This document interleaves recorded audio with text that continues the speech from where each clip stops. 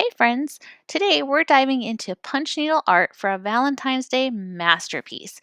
But before we get started, make sure to hit that subscribe button, give this video a thumbs up, and ring that notification bell so you never miss out on our creative adventures. Alrighty, so here's everything that I used for this project. First, I have my 9x9 monk's cloth covered wood frame. I found these on Amazon and I'll have a link for you in the description. Your printed design, you can get this for free at talktothehands.com. I have 12 to choose from. Yarn. This is a medium weight yarn. This particular yarn I believe is a number 4. And I also used a red yarn, and that was a number 5.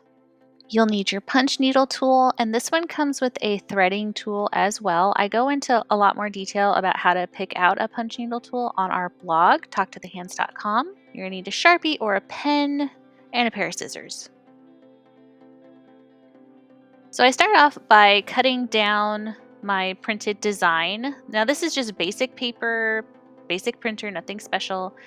I use these pins to keep it in place and also to keep it close to the surface so it's easier to see. You can also tape it if that's easier. If you don't have pins, it's optional. Once I had it in place, I went ahead and outlined the design with my Sharpie. Don't really worry about making your lines super perfect because you're going to cover all this up with yarn anyway.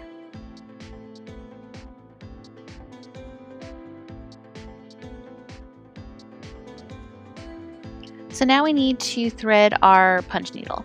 You're going to take your yarn and you're going to place it through the loop of the threading tool. The threading tool sits inside of the punch needle. Once your yarn is in the loop, you're going to pull it through gently through the punch needle. Now this part is really important. Don't miss this. You have to thread the yarn through that hole through the head of the needle. This keeps everything in place as you're needle punching. I forgot to do this the first time I started punching and I completely messed it up. All right, pause here. So when you start your punch needle, when you first punch in, you have to pull the yarn through on the back side. You got to flip it over and pull that tail through to the back. And I forgot to do that when I started this. So I'm going to catch it though, and here in just a second, you'll see I'll go, whoops.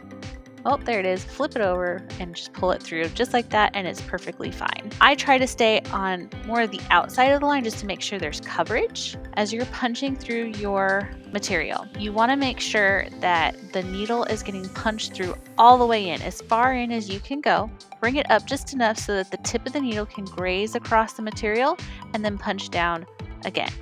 As you're going along, you want to make sure that the open side of the needle is facing in the same direction that you are punching. So for example, let's say you were working from left to right, you'd want to make sure that the open side of the needle's head is facing to the right. And if you turn to go down, so now you're working upwards to down, you want to make sure that the opening is facing down.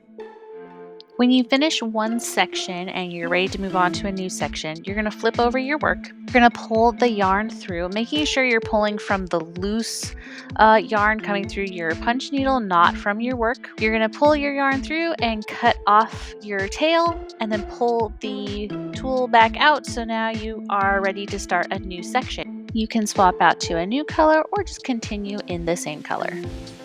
One last tip as we're finishing out this design, as you're going along, try your best to keep your punches really close together. This will help give a nice cohesive look in the end and very few little bald spots.